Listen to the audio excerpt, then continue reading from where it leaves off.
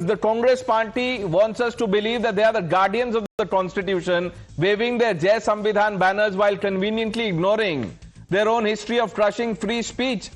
Viewers, Rahul Gandhi today was speaking outside the parliament, and he threatened the election commission of dire consequences.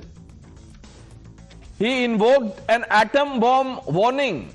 He said the EC will not know when we present our atom bomb. He was talking about the supposed proof that he has of the alleged voter fraud. And then you have Congress leader Revanth Reddy threatening to slap journalists. Let's play out these two reactions, then we open this up. अब हमारे पास open and shut proof है कि election commission vote चोरी में involve है। जो हमें मिला है वो एटम बॉम्ब है। मतलब एटम बॉम्ब फटेगा तो आप इलेक्शन कमीशन आपको दिखेगा नहीं हिंदुस्तान। मैं ये बड़ी सीरियसली बोल रहा हूं। जो भी ये काम कर रहे हैं, ठीक है, इलेक्शन कमीशन में जो भी ये काम कर रहे हैं, right from the top to the bottom, आप एक बात याद रखिए, आपको हम छोड़ेंगे नहीं। कुछ भी हो जाए हम छोड़ेंगे नहीं आपको, क्योंकि आप हिंदुस्तान के खिलाफ काम कर रहे हो। ये ट्रीजन है और कम, इससे कम नहीं है। आप कहीं भी हो, रिटायर्ड हो, कुछ भी हो, ठीक है, हम आपको ढूंढ के निकालेंगे। కనీస మర్యాద పాటించాలన్న ఇంగిత జ్ఞానం కూడా కోల్పోయిన వాళ్ళు ఈరోజు వచ్చి మేము పత్రికా సమావేశాలు పెట్టినప్పుడు ముందల వరుసలు కూర్చోవడం కూడా ధిక్కారంగా, మన మీదో లోకు అయినట్టు వాడేదో మన మీద పెత్తనాన్ని చెలాయించడానికి వచ్చినట్టు మన కళ్ళకు చూస్తుంటాడు. ఇంకా నువ్వు నమస్కారం పెడతలేవు, నన్ను చూసి తల ఉంచుకుంటలేవేందని. నాకైతే అప్పుడప్పుడు అనిపిస్తుంది దిగిపోయి పల్ల చెంపలు వలగొట్టాలని. కానీ పరిస్థితులు హోదా అడ్డం వస్తుంటాయి. An elected chief minister using this kind of a language. Now imagine if this was someone from the BJP. The ecosystem would be at Jantar Mantar protesting like Atikur Rahman. And then you have Rahul Gandhi with his atom bomb warning. I don't even know what it means. Ashwini ji, ये atom bomb warning क्या है?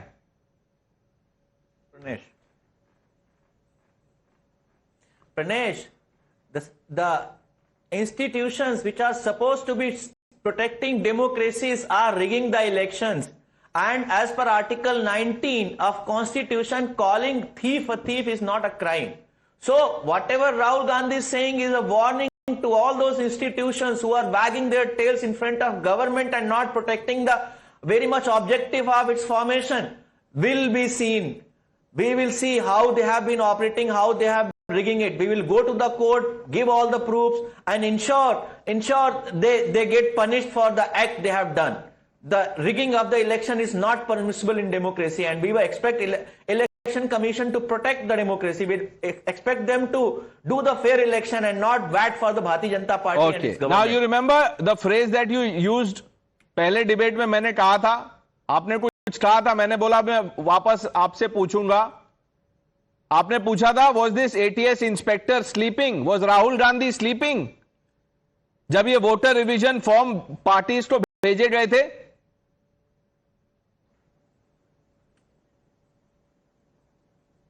What is your question, Pranesh? That is my question. जब election होता है तो जो forms होते हैं बूथ लेवल पे पार्टी को दिए जाते हैं, तो कांग्रेस पार्टी सो रही थी। What is happening in Bihar? You think what is happening in Bihar as an SIR is not an election theft? It's not a vote theft. That the Congress will decide. We have Rahul Gandhi will decide Maharashtra election was rigged. The mandate is stolen. There are problems in elections in Karnataka. What is Rahul Gandhi? Is he leader of opposition or is he more than that? The Chief Justice of India, something else? Data. No, Pranesh. We have asked for the simple data, the digital copy. You are now threatening EC officials, and that is not Jai Samvidhan. Shehzad. First First of all, why are we surprised? He is after all the grandson of Indira Gandhi. और emergency का जो political DNA है वो उनमें भी और रेवंत रेड्डी दोनों में आया है. This is not about ECI, it is about EMI. Emergency mindset of Indira and entitle mindset of Indira's grandson. That means संविधान तंत्र गया भाड़ में, लोकतंत्र गया भाड़ में, परिवार तंत्र मीन्स एवरीथिंग. EC नहीं CC. If I win the case, judiciary is fine. If I win the election, election commission is fine. Otherwise सब कुछ गड़बड़ है. SIR का इतना एटम बॉम्ब है आपके पास. You want to nuke the election commission, तो जाकर ये फैक्ट्स के साथ न्यूक करो ना सुप्रीम कोर्ट में. 60 लाख वोटर्स अगर डिलीट हो गया, आपको लगता है गलत है, ये सब जिंदा वोटर्स है, तो भाई 6000 तो खड़े कर दो.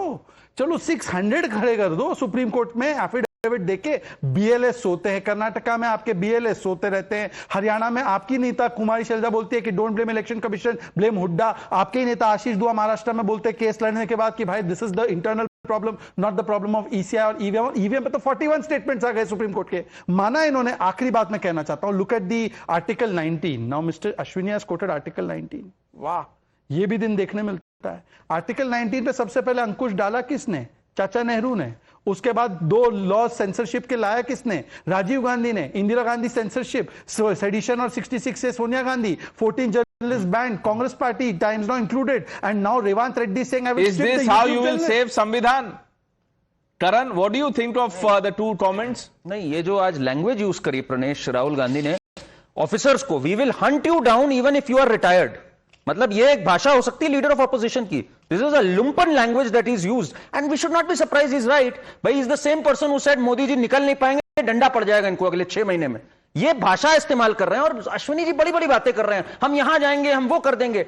12 जून को आपको ईसीआई ने लेटर लिखा, राहुल गांधी ने जवाब तक नहीं दिया उसका. आप एक लेटर नहीं लिख पाए, लेटर का जवाब नहीं दे पाए, and you have the gall to cast aspersions on a decorated institution like our election commission. Should be ashamed of yourself honestly. And ये पूरी चीज जो है प्रणेश, पूरी चना डाल देना. इलेक्शन चोरी हो रहा है, ये हो रहा है, आप पूरी तरह निकल जाओगे जो 93 डिफीट्स हुई आपकी. और जब हैकाथॉन हुआ आप नहीं आए. आपके 3 पास में जो प्रत्याशी थे, उन्होंने जिन्होंने पर्चा तक डाला, वो आए तक नहीं जब इसकी जांच हुई. चाहे 2017 के यूपी का चुनाव हो, चाहे 2022 में पंजाब का हो. ये तो आपकी हालत है. आप आज तक ना कुछ प्रूफ कर पाए, एक लेटर का जवाब नहीं दे पाए, and then you are going to go after officers. तो ये अब प्रणेश साफ हो गया है कि this is a party of lumpen thugs, जो इनकी ग्रामर ऑफ अनार्की, जिसके बारे में अंबेडकर ने हमें वार्न किया था, आज वो ग्रामर ऑफ अनार्की हमें देखने को मिल रही है through Rahul Gandhi and Ashwini Mishra on this studio. चोर और चारा चोर. Adil Hassan, 1 minute before we bring in Ravi Shankar. Adil Hassan, voter fraud controversy पे डिबेट हो रही है, प्रोटेस्ट हो रहा है, डिस्कशन हो रहा है, बट ये किस तरह का लैंग्वेज है?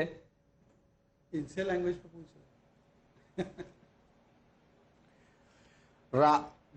इलेक्शन कमीशन से बैरिस्टर असदुद्दीन ओवैसी साहब के साथ, अख्तर उल इमान साहब के साथ मैं भी गया था और हमने ये बात रखी थी. इलेक्शन कमीशन साहब ने वहां से दिशा निर्देश दिया था कि जो सीमांचल और कोसी का इलाका है उसमें बाढ़ प्रभावित इलाके को आवासीय प्रमाण पत्र बनाया जाए.